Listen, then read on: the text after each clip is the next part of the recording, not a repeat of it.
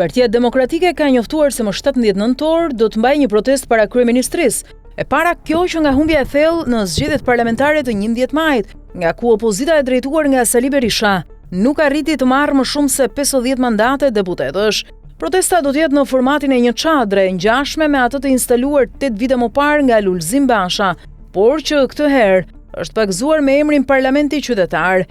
Aksioni opozitar është një test jo vetëm për Berishën, por për cilin do nga të mandatuarit e tij, sa i takon mbështetjes apo frymëzimit të qytetarëve për t'ju bashkuar aksionit. Protesta e 17 nëntorit pritet jetë e para në një seri tubimesh që demokratët parashikojnë të organizojnë në Tiranë kundër qeverisë Rama. Strategjia është që çdo javë të organizohet nga një protestë ku qytetarët do të mbajnë fjalime në bulevardin Dëshmorët e Kombit përballë godinës së kryeministrisë, por gjithçka do të varet nga masiviteti i protestës së 17 nëntorit. Mbrëmjen e së mërkurës, një prej deputetëve demokrat, Besar Xhaferi, e konsideroi si një sukses çadrën e Lulzim Bashës të 2017-s, që u përmbyll me marrëveshjen e 17 majit mes tij dhe Edi Ramës. Ai tha se për shkak të çadrës pati një zbarkim të ndërkombëtarëve në Tiranë, duke detyruar Ramën të pranonte një qeveri ku postet më të rëndësishme ju dhanë demokratëve.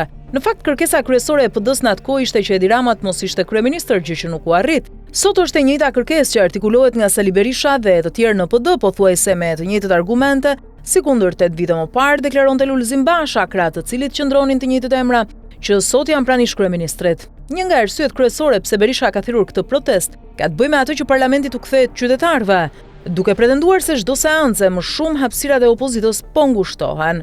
Por jo vetëm kaq, skandalet që kanë përfshirë qeverinë, sipas opozitës rëndojnë xhepat e qytetarëve, që duhet reagojnë kundrejt atyre që i konsiderojnë si vjedhjet e shekullit. Politikisht duket se protesta është pjesë e një strategjie për të intensifikuar presionin ndaj mazhorancës.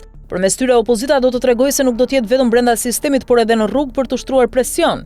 Njëherëzi përmes protestave do të mbahet i mobilizuar elektorati demokrat që për 12 vite qëndron në minorancë dhe numëron humbjet e njëpasnjëshme elektorale. Por gjithçka do të varet nga masiviteti i protestës dhe qëndrueshmëria e tyre. Nëse protesta do të jenë në formatin e atyre që vetë demokratët i cilësojnë si xhiron bulevard, atëherë vështirë se mund të vendosin në vështirësi një mazhorancë që numëron 83 mandate në parlament, edhe një kryeministër që prej kohësh përfill opozitën dhe kërkesat e saj. Por nëse qeveria ndjen presionin, atëherë mund vi momenti i negociatave. Opozitës së drejtuar nga Berisha t'i jepet hapësira që pretendon në jetën parlamentare, përfshirë edhe ngritjen e komisioneve hetimore ose të çelet një dialog mes përfaqësuesve të saj dhe atyre të mazhorancës. Në këtë kuadër, në lojë janë disa çështje që nisin nga ndryshimet kushtetuese të reformat zgjedhore dhe territoriale, dhe ky do të ishte një skenar pozitiv.